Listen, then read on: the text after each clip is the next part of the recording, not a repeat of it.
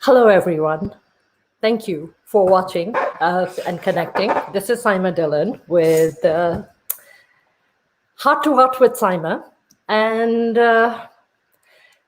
it's a podcast show for people searching for that courageous person within us who wants to be inspired by listening to stories of ordinary people doing extraordinary things. I'm Saima Dillon, your host. Thank you so much for taking the time out of your day or evening to be here. Let's dive right in. My guest today is streaming live from India. Srividya Nagaraju is a TEDx speaker for Shakti, the feminine power. She's an international speaker and a strong advocate for women empowerment. So without further ado, let me bring Shri on the stream right here. Hey, Shri, welcome to Heart with Saima. And I am going to hand over the platform to you and let you give an introduction. Namaskar, greetings. Hi, everyone. Thank you, Saima, for having me here on this show. It's my privilege and my pleasure to introduce me. Interesting. I believe the world would be a better place if learning and growth is made interesting. I'm sure all of us want to learn and grow, but at times the process is a little boring. It takes a lot of time and efforts. But if we make that interesting, I'm sure everyone would love to learn and grow. That's my purpose with that. I help, through training workshops or the speaking programs or one-to-one mentoring, coaching or counseling is what I've been doing in the last few years while I was in the corporate world in the early years, 16 years. So I'm celebrating my silver jubilee of my professional life this year. I think it's very interesting for me, my work, especially working in the people development, because I develop while I help others develop. This is my current journey, and I'm here today with you. Well, it's a pleasure and an honor to have you here, Shri. It's for me, this is an opportunity, to learn and connect with people worldwide. And, I consider myself to be a student for life. And I am continuously learning and growing and evolving. And I think, change, which is generally considered very difficult, and people have a difficult time changing from their belief system and from their culture and, whatever's ingrained deeply within us. But I think what life has, done for me and brought me to that point where change has become so, it's become, it's like pivotal in my life where Yes. I'm like now at that point where I'm literally thriving on change, and I'm like, okay, you know what? Bring it on. Let's try it. Change is inevitable. Change is inevitable. Say that again. I said change is inevitable. It is, right? The difference is how do you deal with it? Whether you hate it, you love it is a choice we have. Might as well embrace it, right? Because it's not going away anywhere. In fact, I've come to the stage where I love change now. Yeah. Yeah, I love change and I'm looking forward for something different. Yeah. And it's a problem, actually, right? Because when you become addicted to change, then you kind of become like a thrill seeker. True. And how did I deal with that is, I think one small change I could bring in is becoming curious in life. Yeah. Okay, because otherwise change, oh my God, I have to travel, I have to go there, it's different. And, we go on to that trip. I'm like, yeah, I'm going there. How is it going to be different from what I'm used to it? I'm sure something different. Let me understand. So that curiosity about the change is what helped me to embrace. And today I love change. And I don't know, Shri, if you feel that or if you have experienced that or not, but I've started seeing that change is connected to healing. In order to heal, you have to embrace change. mean, that's nature, right? It's nature driven. Change is, while we say it's inevitable, but it's part of the nature. So we got to go with the nature, not against the nature. It's you know it's people have a really difficult time with change, right? It is. Everyone finds it very difficult. And the reason why we all find it difficult, according to me, is number one, we want to know why. Why this happened? Let's say something happens. So we are more busy in trying to figure out why, for which you won't get an answer why something happened. And Very you're difficult. also busy trying to deny it. Right. You're busy fighting it as well, because you're so ingrained in your own belief system. You're so you're confined to these beliefs, where you're feeling that, what, everything that I believe, my perception of life, my perception of the way of living or religion or culture, everything the way I perceive it is the right way. But Correct. it's not necessarily the right way, because it's just your right way. It's your perception of what you believe to be right.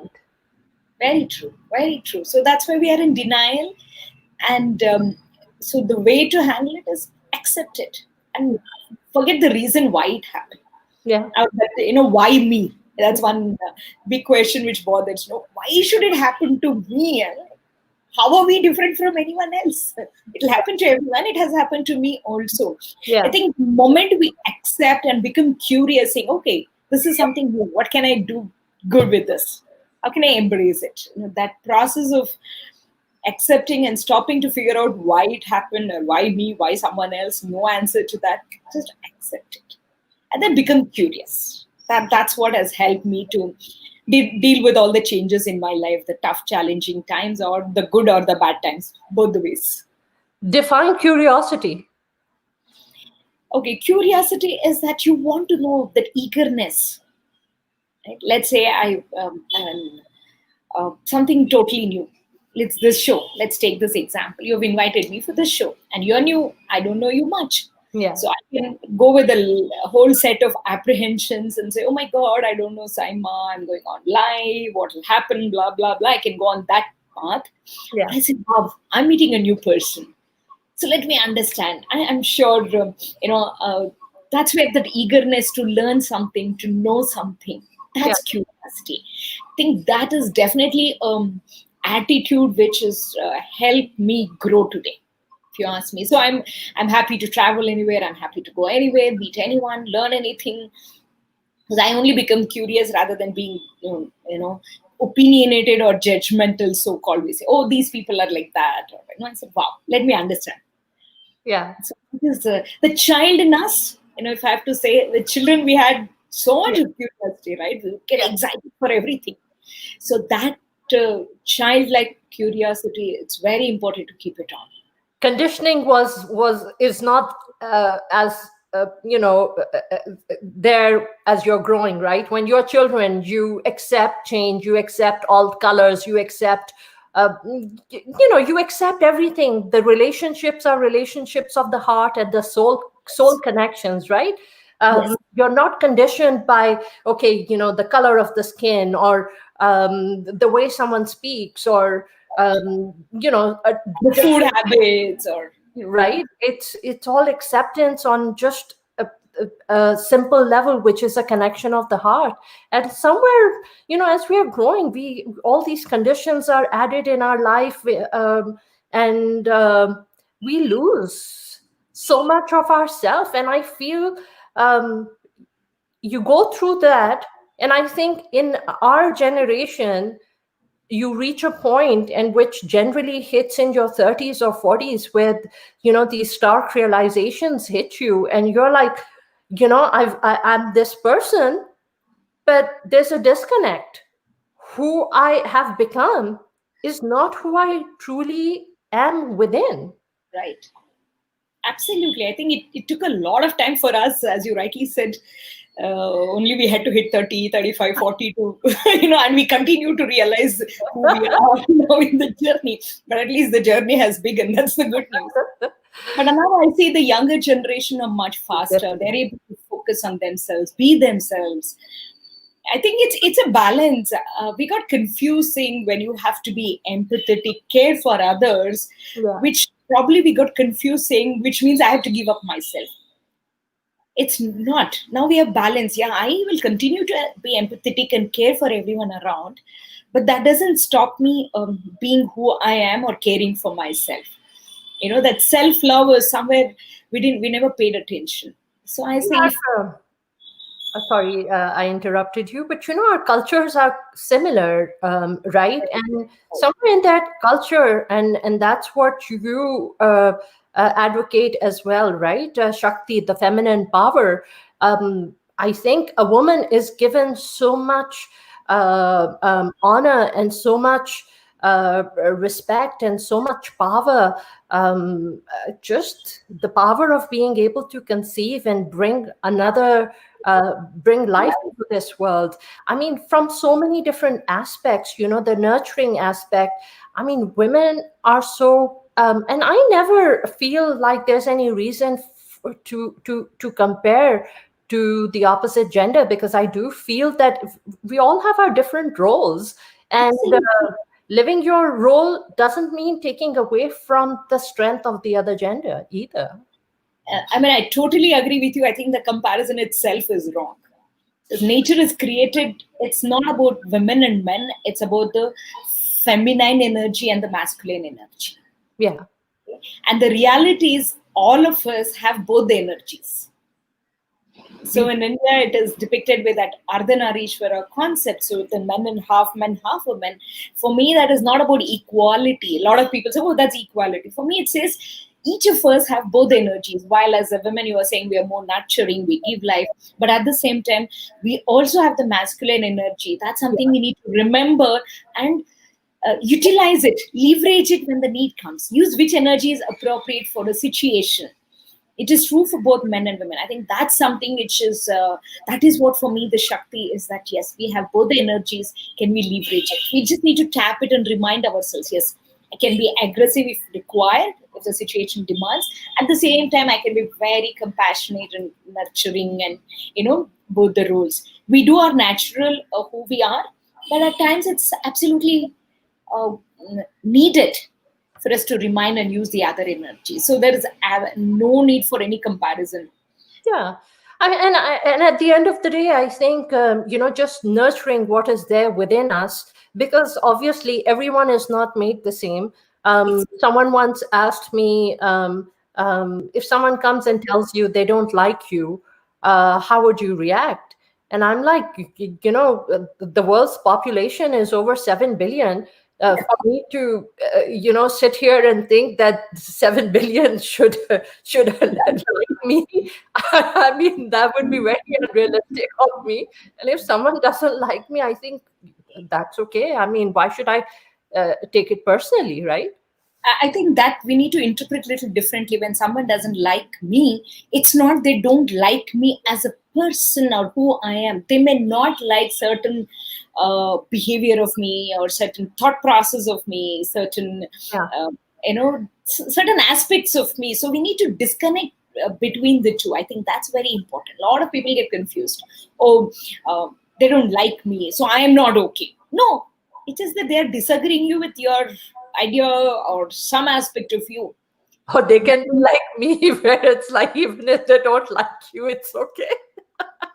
I have no issues with it.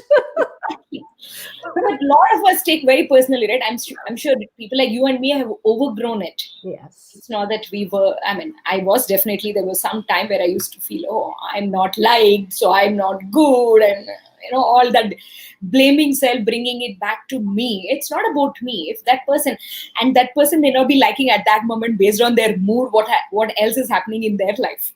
Also, it's not to do with them than it's to do with us. This is what something I keep telling. Don't take personally means this is what it means. Yeah.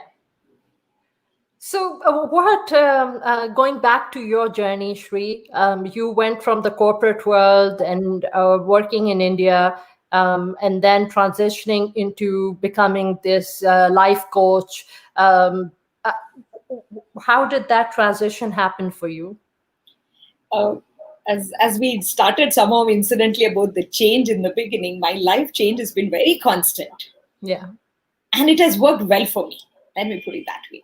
So interestingly, I started my early education in science. Okay, but science and me didn't become good friends.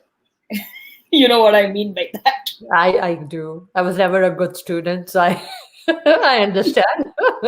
Which means we didn't become good friends, which means in my 12th grade, I actually failed. Okay. Okay. Now, today, being a communication expert or student, I know how to say it in a polished way. That's all. Yeah. But so that was my first failure of life, Yeah. failure in life. Uh, but incidentally, somehow that didn't stop. So I moved from science. I tried a couple of times, and I said, okay, I'm not able to build relationship with this person, so it's okay. So be it. Move on. Yeah. Now moved to today's what you call IT. Back then was called just computers. I did that, and I was fairly successful. So this is what change gave me a good. It became good for me. Then from then I not very conscious. I landed up financial services for a job. Okay.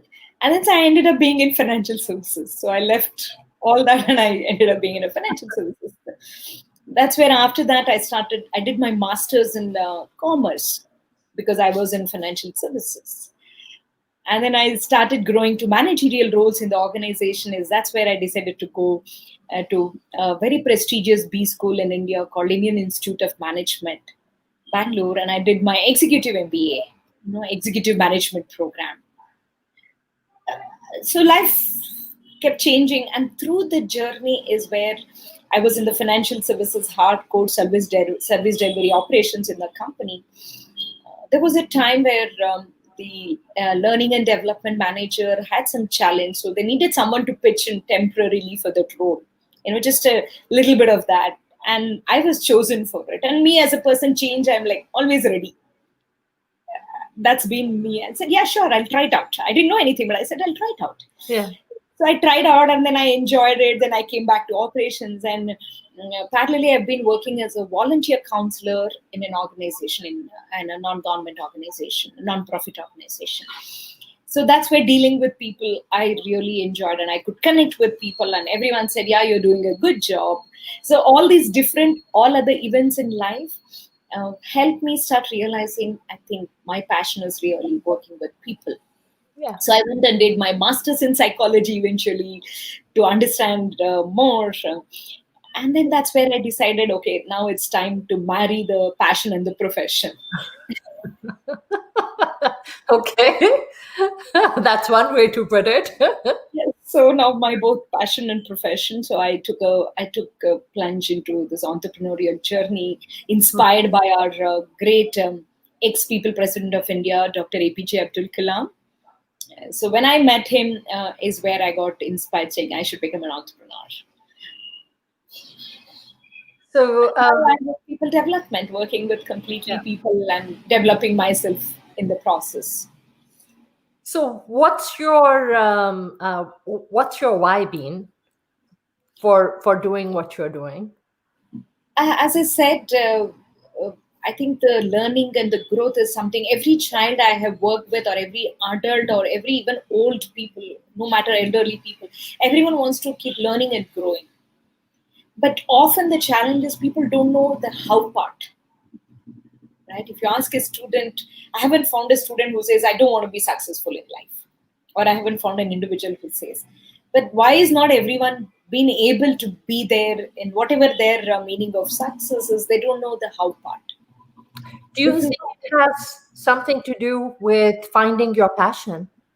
both finding your passion and how to do it. It starts for a student level very simple. I want to study, but I don't know how to concentrate. It could be that simple skill. I know I want to concentrate. I know I want to study well and grow well. We keep telling every child, right? I mean, same thing we told ourselves, say, hey, concentrate, concentrate. But we Yeah. didn't know how to develop that as a skill. Yeah. So all that how part is what I feel is a missing. That's where my whole purpose is, how can I make the learning and growth interesting? through whether it's my workshops or individual interventions, I've developed a lot of simple tools and techniques. Said, here you go, you practice this, and you'll be able to, you know, How did you reach very. focus on that why that you just mentioned? How did I focus? Yes, on that how and that why. As I said, I think that the journey over the years, I realized this was the need in the people, which is including me. When I say need in people, I'm also part of it. So how can I do that? And making it so serious, the learning, I would get bored. See, let me start. I'm a person, I have a different learning style. Mhm. If you ask me to sit and keep reading and learning, that's the last thing I would do. Yeah. So that's where I started understanding as a psychologist also that learning styles are different. Each of us learn differently. So Mhm. all we need to provide the different style of learning. I mean, just because I can't read doesn't mean I can't learn. So that there are two different things. So these realizations over a period of time helps you. Now I'll just, we watch videos or listen to audiobooks or just pick up a phone and talk to someone and say, can you help me, explain me this? Or I take learning partners. I have a lot of learning partners. So I create learning circles and groups where we get together and learn. So there are different ways of learning. And that itself. So this is what I mean by making it interesting. The And I learning and think it is all connected to, you know, your passion, what gives you a high internally, what mm, feeds your soul. And it's a matter of, how soon in your life do you find that internal courage to be able to go after your passion, because your passion doesn't necessarily mean that the journey to success is going to be very smooth. oh It, yeah, tell me about it. Tell me about right. it. Yeah. So but one thing that happens is, when you start doing something that you feel passionate about, it gives you, your endorphins are getting released. You are just filled with this adrenaline to just kind of do it, and to just go out there, and you give it your best shot because it's just happening naturally. Very true. For me, this also came up from my upbringing, which I realized, much later these years, that I've always grown up with my parents not teaching their living value of helping others. You know, it reminds me of a first Subhashita. Subhashita means good words in Sanskrit. Okay, I'm a Sanskrit student too. Beautiful language to learn. So that was the first thing I learned way back in my school, and about the first one I learned is. The two important fruits in this world. While the world is filled with lots of challenges or bitterness, you want to call it, there are two good, sweet fruits in this tree of life. That's one is the good words and association with good people. That's what I learned. It says, "Samsara vishavrakshasya dvepalehi amritopame subhashita rasa swadaha sangatihi sujanaihi saha," which is what I explained now. Right? That's my first. So I always practiced it without my conscious efforts in the early years, but now with lot of conscious effort. Talking good words, spreading the good words, and being associated with good people. These two have been my, what do I say, culture, value, the underlying practice. I realized much later, and that's what I'm spreading. So, how can I do that in this profession? So, you got to connect back to your values, what you have learned. And you, if you do all that, as I said, whether you make big money or not, or how successful, yeah, again, success is very subjective, what you call success. The journey is difficult, let me put it that way. I'm still successful, but it wasn't an easy walkthrough. I have to re-skill myself, right? Start from the scratch and keep learning, which I enjoy. If I don't learn, how will I teach others or share my knowledge? So these values have definitely helped me, and helping others is another value I've been imbibed from my family. I've learned it, not that they forced me to do. And this profession is always you're impacting someone's life. Even if you talk, someone gets inspired, and when they call me and say, "Oh, you know what, you said this. Last week, somebody told me, I met you last year once, and you told me this, and I've been practicing that, and it's helping me. And it just changed my life." Wow. That's the high Yeah. you get. That's the real high you get, right? I keep saying I don't need any external stimulus to get high. I mean, you're um, actually right there. You're touching lives, right? And what could be more valuable than impacting people's lives? it gives you a sense of being productive, being valued, and you've been useful. Otherwise, often we all go through this feeling of little bit useless and not worthy. These are the emotions we go through, but these helping others, impacting, will just give you a lot of sense of satisfaction. It's for the I, soul. Food for the soul. yeah, food for the soul, absolutely. Like When you you're said, asking high, yeah, yeah, that gives me high. success is subjective, right? So I mean, I meet countless people who are extremely financially successful, but their soul is just not at peace because they're still soul searching, and they can't figure out what it is that's missing in their life. So do one thing, Saima. When you meet such people, connect them to me. I will help them to find their purpose. Sounds good. I will Yeah, definitely. this is what I went through, those process of understanding where my true passion, what my real, the where do I get high? What's my high? I went through that process. Now I do help others find that out. What's the how do you do that? It's a journey. So one is you need to go through certain assessments if required, and there is a deep questionnaire. There is a whole set of questionnaires it's walking through from your childhood today in a very structured journey, and it will help you now to decide how you want to do your rest of your life, how you want to structure your rest of your life. It's a very, very intense questionnaire, which along with a professor who developed, and I worked with one of the professor and customized it to the work I do. It's so intense, Saima, it takes you through writing your own obituary, Oh wow. how you want it to look. That's self-reflection right there. So that intense questionnaires, there are some processes, and I do coach. I mean, I do ask those questions. I did take them to a relaxed state and get in touch the inside than the outside world. It should be the inside out rather than outside in. So most of us, we are more busy outside, so that's why we can't find the purpose. But if you focus inside, you will get that answer. And for that, you need some of these processes, which definitely helps one to find the real purpose and decide the rest of our life, take charge of our life and say, yeah, this is how I want to live. But I think, Shri, for that, the first thing is self-realization. The realization that you, and even like introspection, right?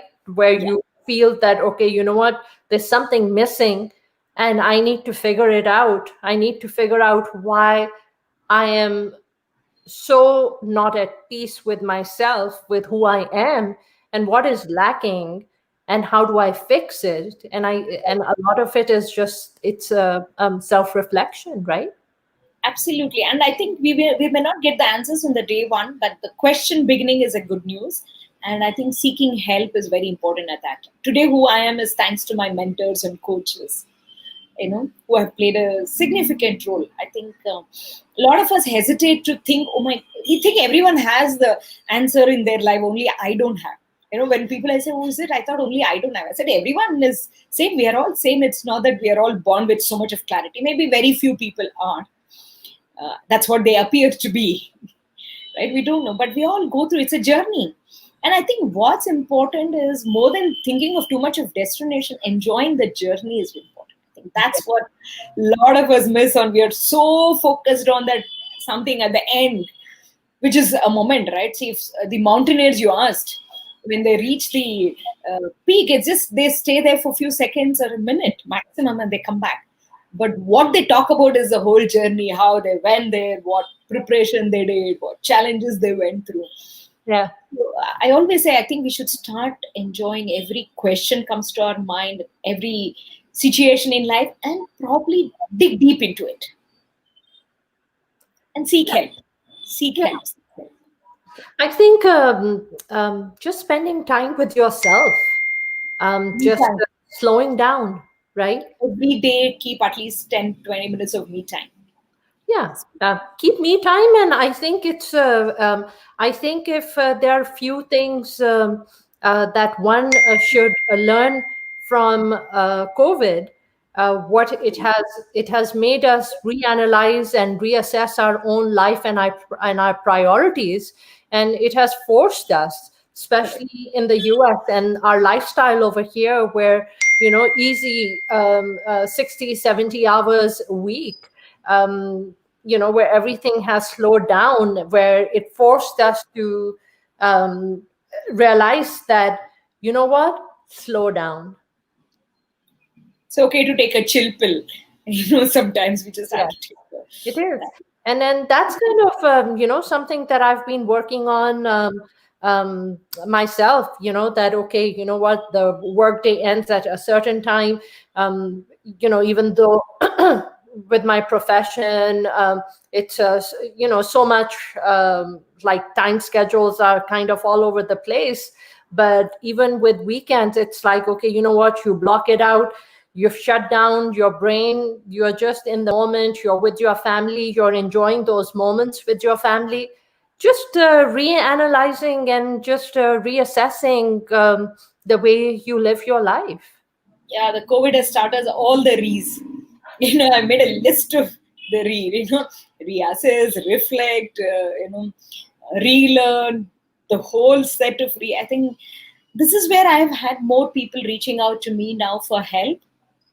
During this time, probably they could start reflecting or take that little break, or not break in terms of becoming free, but there's a change. The change itself has taught them, and I've had more people reaching out to me for one-to-one help than earlier. I think it's a psychological cutoff as well, right? That's necessary. Like, just mentally, you're like, okay, you know what? It's cutoff time, and I'm not going to look at my phone, or maybe, keep separate phones, or that's okay. You know what? Uh, just switch it off. Going on these diets, this today whole world is all these diet systems, so you need a lot of these mental diets as well, not just food diet. Mm-hmm. Right, one day you switch off from all your electronic gadgets Yeah. once in a while, the whole day. I keep doing some things like that. You give your vehicle for servicing.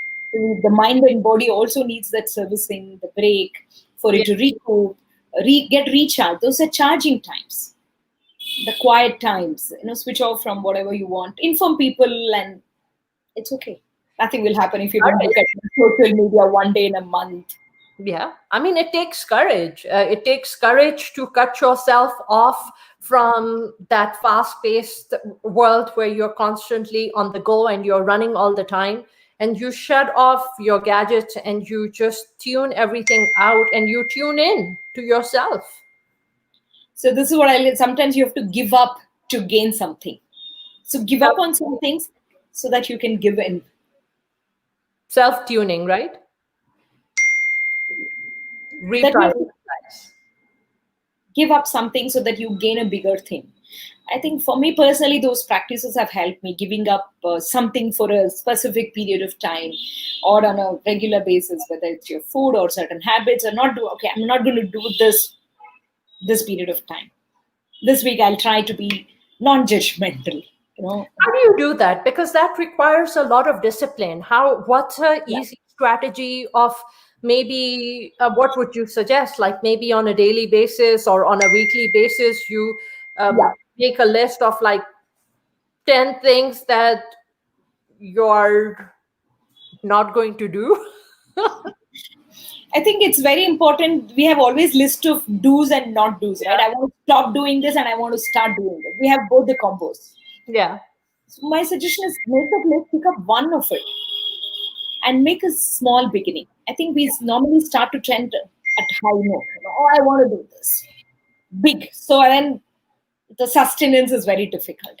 So start small and gradually increase it. Another thing I do is when I can't do it, I pull people with me. I say, can we all do it together? So Yeah. when we commit, we do it. Because I think, Shri, it's very important to make small goals. We tend to make very big goals. Like, for example, New Year's resolution. I'm going to lose, 20 pounds. I'm going to get this done. I'm going to climb the mountain. I'm going to be on top of Mount Everest, and all these unreachable goals, which they don't happen, and then you're disappointed, and you're like, you know what, I'm like, I just can't achieve these things, because you've set yourself up for failure by doing that. The secret to this, keep your ambitious big dream and goal, but you need to break that down into small pieces, Yeah. chunk it down, we have heard this story of elephant cut, and how do you eat elephant? Cut it into small pieces. So the daily based action. So I write it down. You have to write down. I have a huge Excel spreadsheet where I have long-term goals, short-term goals, and I break it down. If I have to achieve this in next 5 years, what do I do in this year? What do I need to do in this quarter, this week, and this day? So it has to come back to that specific action. This power of breaking it down will really help. I think that's first step. Second step is create that environment, because these are not easy. Sustenance is not easy with all our best wish to die, willingness to try, is to create that environment. So one of the things I do is I tell some people, I'll go tell someone who's very important to me and make that commitment. So when you commit, no, you have no choice but to keep it up. Right now at 10 o'clock, because you made a commitment at the night, you're still doing this show. What is helping you? The commitment. Right? If you hadn't committed, then you would have said, not today. Let me do tomorrow. Right? Yeah. So make that commitment to yourself, or go and commit to somebody if that works for you. And pull in people. So when I do something, I tell my friends, you know what, I'm planning to do this. Anyone interested? Somebody will say, yeah, I will join. Then then the energy adds, the group energy adds. Yeah. And okay, that person is also doing, I better do it. Yeah. And I think one of the for myself, every New Year's resolution for the past, I think, decade, it was like, okay, I have to lose, first 5 pounds, and then it went to 10, and then went to 15 and 20, and so on and so forth. But I think it's okay to understand your own weaknesses and then work around your weaknesses, right? And which is what I did. I figured out that, you know what, my weakness is that I have a problem making it to the gym, because I'm not a very physically athletically inclined person. The second problem was that if I don't have like a goal or accountability, I'm not going to make it to the gym. So I ended up, I'm like, okay, you know what? I'm not going to spend here. I'm going to get myself a personal trainer, and I'm going to invest in my own health and my own well-being. And that's what I have been doing, is I have to have that personal trainer twice a week. And I know that she's waiting, and I know that if I cancel last minute, she's not going to make money, and she's going to sit there, and her time is going to be wasted, and I'm going to disappoint her. So I cannot, cancel last minute. I have to make it. So that's become my accountability. So you did make a commitment, right? And you realize what works with you, what doesn't work with you. I think this is true as far as especially physical fitness. Yeah. What I have learned, like the way you said, we need to understand what works with us. Yeah. Because gym is good doesn't mean it works with you. Yeah. You need to figure out what works with you. I went through this journey of what works with me. I can't just, in the gym with the machine and do. I need people. I need action. Yeah. Okay? So that's where I realized I need something group classes where I have everyone. There's a fixed time, because gym means you got your own time. It doesn't work. So I had a fixed time, group sessions. Then I said, okay. Very important what you said, Saima. Make a commitment. And realize your failures. You realize not your failures, your weaknesses. Failure is not a very positive word. Just realize that, what is your weak point, what are your weakest links, and work around your weakest links, right? I mean, here probably I learned one more from my mentor. It's worth sharing here, is that when you talk about weakness, there is something called weakness. There is also something called limitation. Okay, weakness means you can overcome. But if it is a limitation, we got to accept and find a workaround. That's very important. just not enough to keep pushing. Sometimes, as I said, I used to push myself saying, I should read. How much? Then I realized what is important learning. Reading is not right. Reading is only a medium to there. It's just a means, not a destination. That clarity is important. A lot of us get lost in the means of doing and we forget the objective. So then I said, stop. Let me figure out alternate ways of learning. So that's weakness and limitation. Yeah, I've been doing. Learning is so this is a message saying, please understand, identify if it is weakness or limitation. And then if it is weakness, improve, work on it. If it is limitation, find an alternative, work around it. So, Shri, what's your process when you're working with corporate leaders or with people? What exactly do you do? First is, and normally when I work with whether for a corporate conducting a training workshop, I ask them two things. They said, oh, what do you want? They say some topic. Yeah, topic is fine. First tell me, what is the challenge and what's your goal or the desire, the objective, end result, what you expect. These are the two things I start with. And sometimes they may not have the clarity of where they want to be. Then that's where I help them. Okay, let's identify what is your real, deep desire as an organization or as an individual. So I start from there and then work backwards. And we see, identify the gaps, what is happening today, where are the challenges, whether it is a skill gap, it's an attitude issue, or it is a competency to build, or it is some mindset which is stopping you to do. Often there could be just a mindset change will change everything else. So it's important, right? Very important. That's about the primary layer. So when I mentor people, that's where I start with that. So I need to have clarity whether I'm working at a mindset, competency, or confidence. Where am I working? And help them what they need. And then start. I know this is a very broad. If it is an organization, as I said, I want to understand the values of the organization, the big goals of the organization, their culture, then the challenges, who are the management people, and then the middle and the lowest. So I'd like to talk on a sample basis with everyone. I prefer to work on a long-term intervention than just come deliver one and go. Some people call me, can you just come and do a time management program? I'm sure I will do. I have no issues. But can you just tell me, why do you want a time management? The why, work. I mean, especially for that short duration. I mean, these are like behavior changes, right? And they have to be long lasting. They just cannot be executed, as a one-time, training session. Yeah, you have to start with why first. The why will help, and then the what and the how comes in. So the why, then what you want to do, then how to do it. How to do is where I build a lot on tools and techniques and processes, but I help them first figure out the whys, and then what exactly you need to do. So changing the subject a bit and coming back to your TED talk where you spoke about the feminine power. So let's talk more about the feminine power. Okay, sure. My favorite topic. More about women empowerment. How do you define women empowerment? What does an empowering woman means to you? A very beautiful question, Saima. First, women are called Shakti. And what is Shakti? Shakti means power. The word Shakti means power. Mm-hmm. So she is the power. So there is no requirement for any empowerment. Where is that shift? Why is that shift there? Is it coming from the culture?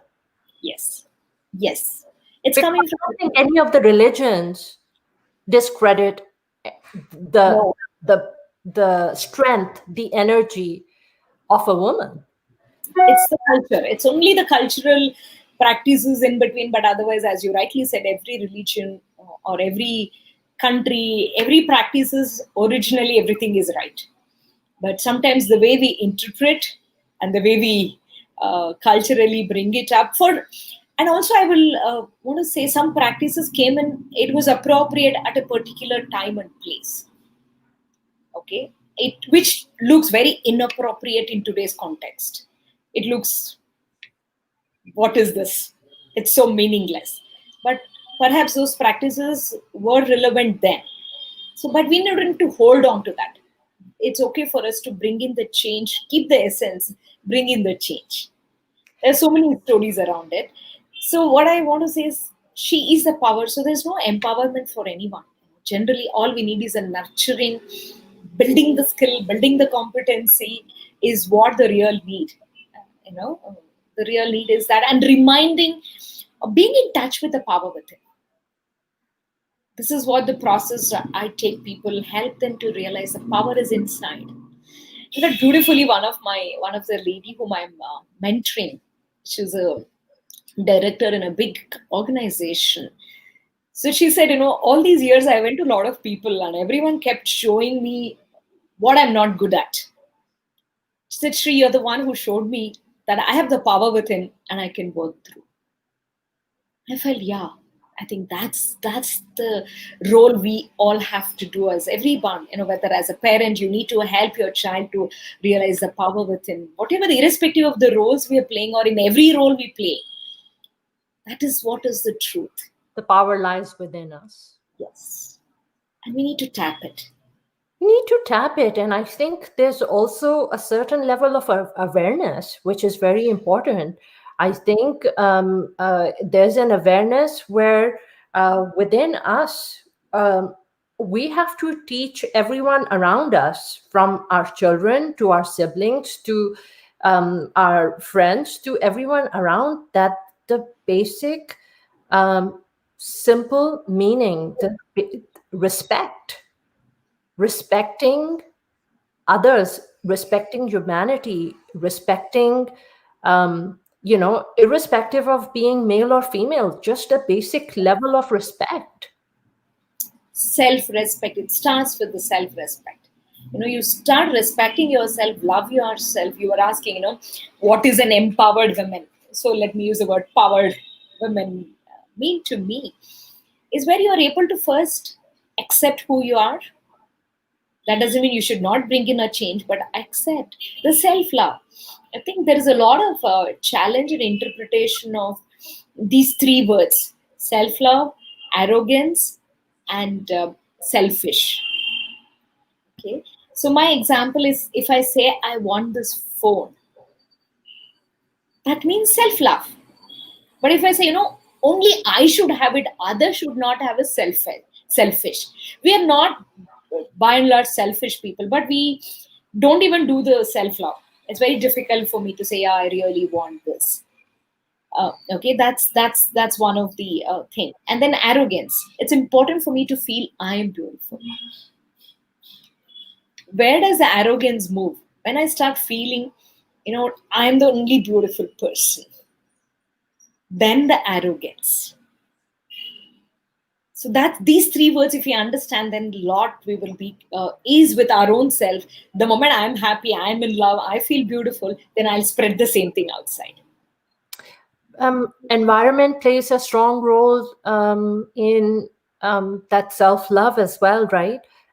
Because upbringing, as you're growing up, people around you, how they make you feel, it plays, whether we like it or not, but it does play such a big role in how in us, yeah, in how we feel about ourselves. And because exactly what we have within us is what we share, right? Is what the energy is that we share and we pass and we distribute to everyone around us. So if you love yourself, then that's the love that you're going to Yes. give, right?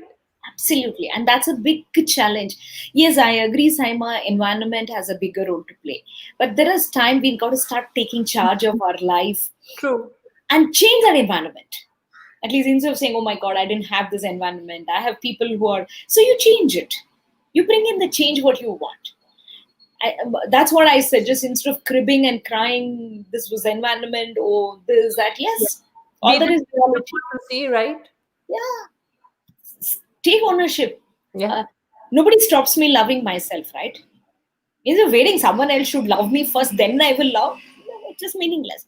If I start loving you, I'm sure you agree, right? Then people start somehow loving me more now. Yeah, because it comes from within. Because when you sit there and you're like, okay, why doesn't XYZ love me? Or you're dependent on your children, or you're dependent on your spouse, or you're Correct. dependent on friends XYZ.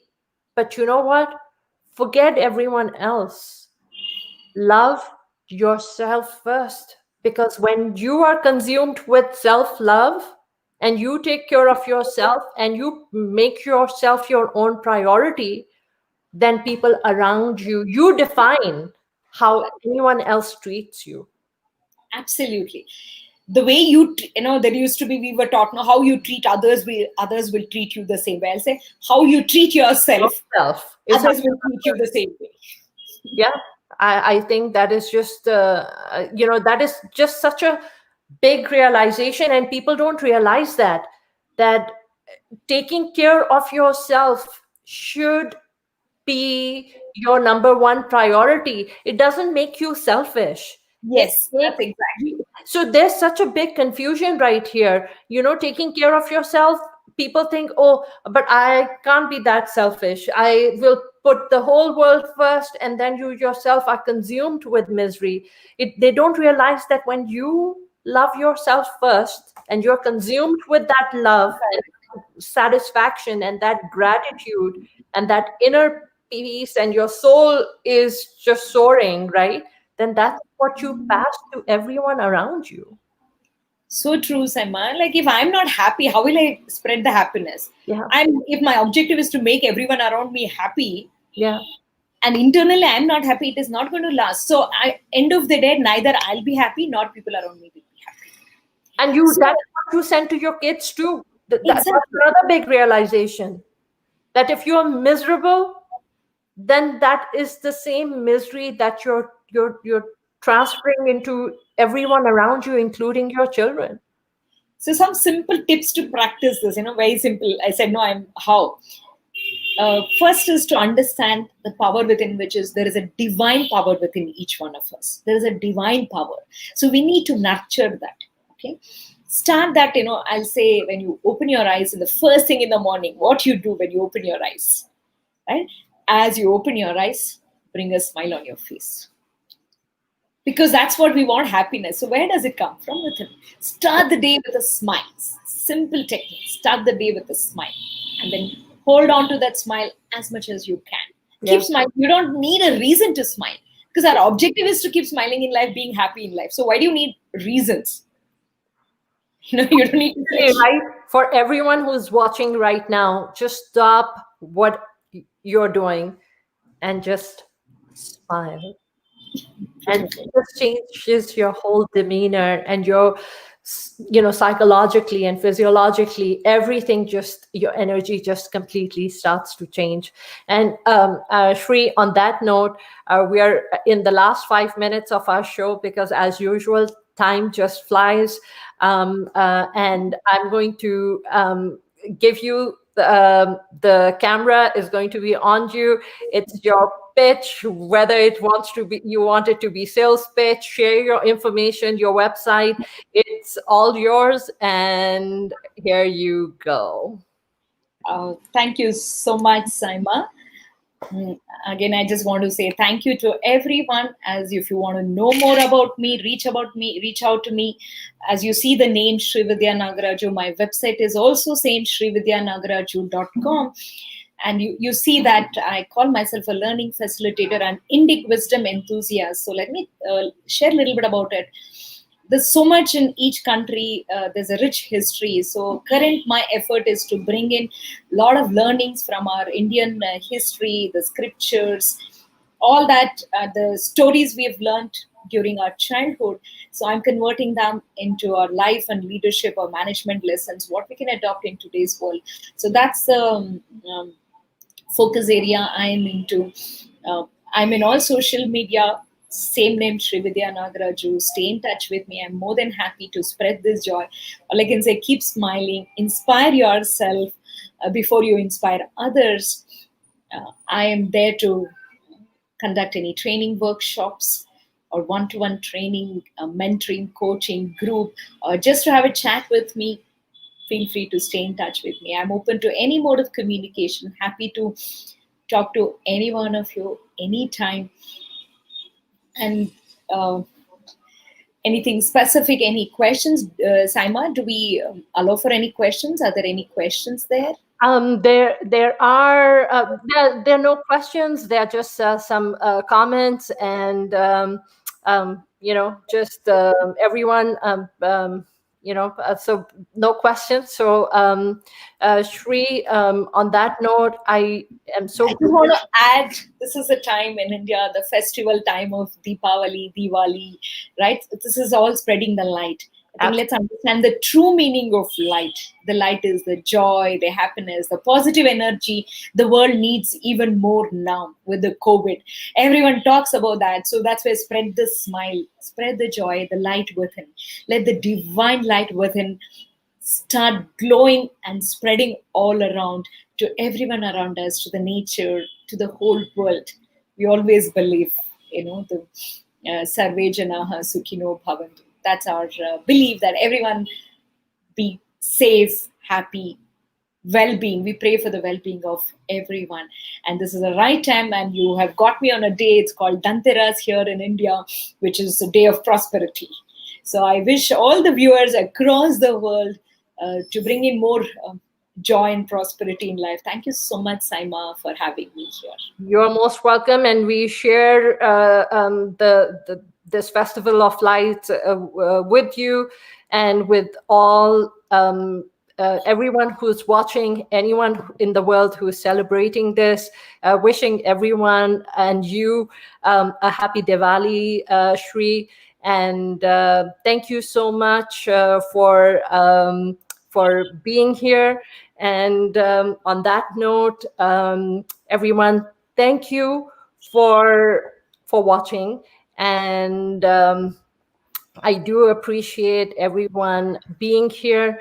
And once again, thank you guys so much for carving out the time to hear what was shared on today's podcast.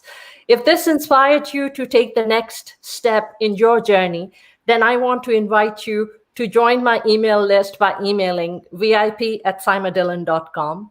And of course, if you know this podcast episode will help someone else, then help me change lives. Just take 30 seconds to simply share the link to the podcast in a text or post it on social media, and I'll be so grateful to you. Until next time, thank you guys for watching, and